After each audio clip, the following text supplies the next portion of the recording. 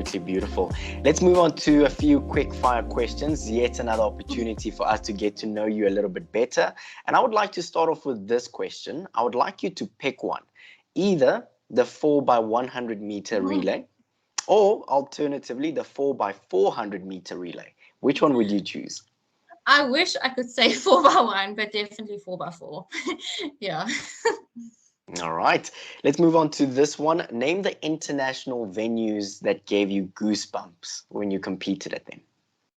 Sure. I think the one that stands out most is, I want to say it was the Queen Elizabeth track in London, London's Olympic track. I mean, running there, I remember just walking out and the crowds of people and the support and the cheering, that's definitely all the goosebumps.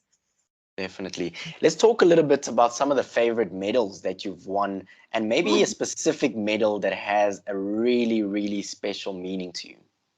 Yeah, this also, I remember when I think it was under 9, under 10, we ran at 𝗀cie schools or 𝗀cie primary schools, and I won this bronze medal, but it was a Milo medal. And like when I looked at that question, I just remember this Milo bronze medal I was so proud of. I wanted to show everybody it. But if I look at it more seriously, it was probably 2015, the World Students, the gold medal I won there. Yeah. That one. Beautiful. I'd like for you to name some of the best international tournaments that you've competed at. The best. There's been so many. I mean, I got to go to Continental Cup, to the World Relays, World Students, but I think nothing tops an Olympic Games. The opening ceremony, I just remember walking in there, goosebumps. It was just incredible. So definitely, nothing tops an Olympic Games, but there's just been, I've been very privileged or blessed with what I've been able to where I've been able to compete. Definitely.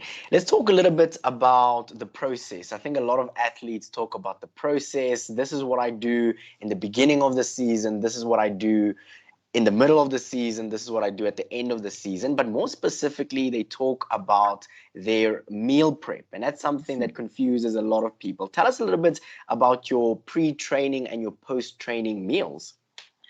I think I'm very much more, I'm much more relaxed than most athletes, because I was trying to think, do I eat something specific? For training day, no. Whatever I eat for dinner, the leftovers will be for lunch. And that's just the way it is. But I think more for competition, there you may be more specific, but mine is just, so I get very anxious and I struggle with race anxiety. So for me, I need to eat things that won't cause me to throw up, to be polite. So I get very nauseous. I can't really chew because chewing makes me feel sick. So there's just anything that's easy and will get down. And then maybe afterwards, just quickly to get like a banana in or some peanut butter or something that will just maintain you until the next race. Hopefully it's just one race a day. So then it's just, you just eat afterwards and get everything in that you've missed out on. So I don't really have anything specific. It's just more that what I can keep down on the day. All right. Let's talk about your training bag. When you go to training, what are some of the items that are a must for you that you use at training? Yeah, so I think you look specifically at well, you need a towel, you need your sparks, you need your stretch bands or your rollers. But I know something I can't train without is my cap. I don't know, like it's just not going to happen for me to hold my hair back.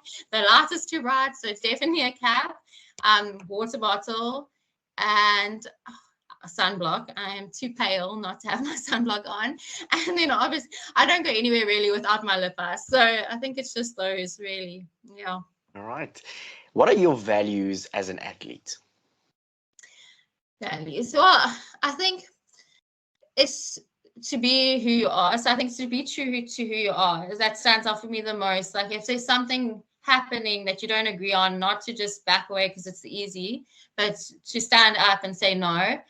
So it's definitely to be true to who you are. I think be respectful and just to be kind. I think the value there is also excellence. Like you want to step out on the track and do the best you can every single time. But I think what triumphs that is just to be kind and just be respectful to the other people around you.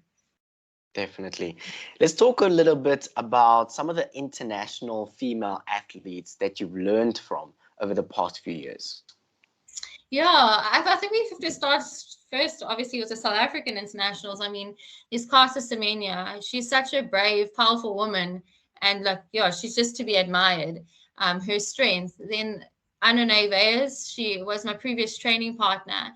She is also just an incredible woman. She just, the way she embraces her athletics, the love for it, just her love for people.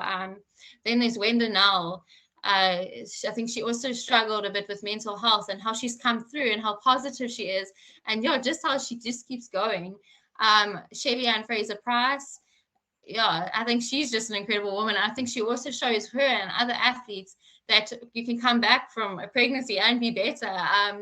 Yeah, I think they've just been pushing boundaries as women in athletics. And there's just so many to name. They're just all incredible.